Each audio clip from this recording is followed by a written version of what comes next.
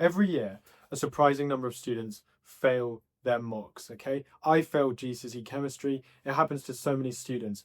If you don't want that to be you, then make sure to watch this video till the end. I'm going to be talking about the three biggest reasons why students fail their GCSE mocks and how you can avoid it and actually make sure you end up with good grades. So the first and biggest reason then is that they just don't know what to expect.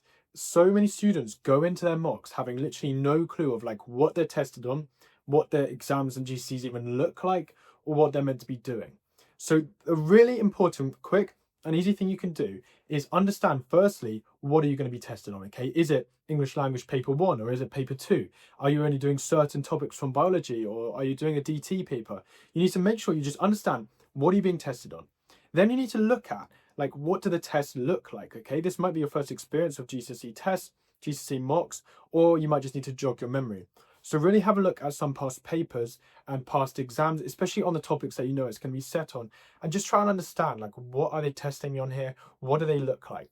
Once you've done that, it's really important you then think about the structure. So how do I answer each question?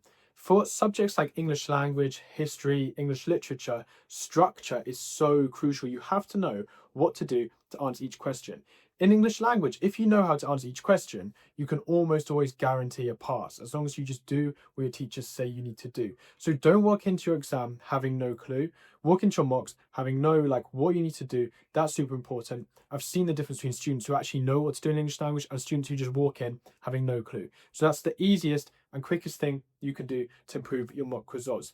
The next thing is then, if they just don't revise, okay? Like students don't revise for their mocks. Now, this isn't always bad, and I'm going to do a video on this at some point, but sometimes your GCSE mocks can actually show you where you are now, so they can show you like how far you need to go between now and the exams.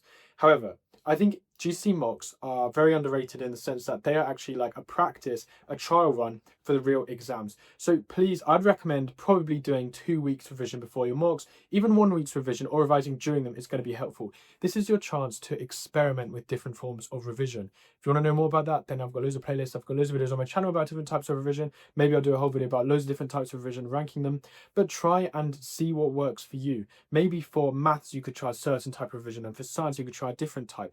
I've got videos on each of those, how to get a 9 in them. So revise, okay? Because so many students, they just don't revise at all for their mocks. So that is also unhelpful and often leads them to fail. Again, then, students just don't really practice anything at all. They don't do any of their homework.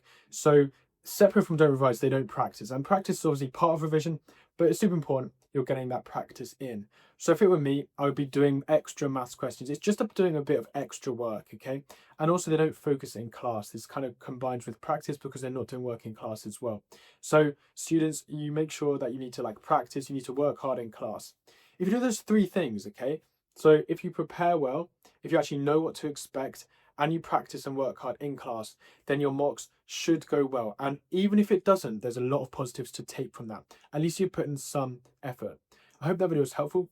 Please leave a like, please subscribe, please leave any comments as well. If you want to see more mock videos, then I absolutely will do them. Let me know what you're predicted, and let me know in the comments as well what you want to get in your mocks. I'll see you in the next video. Thank you very much everyone for watching.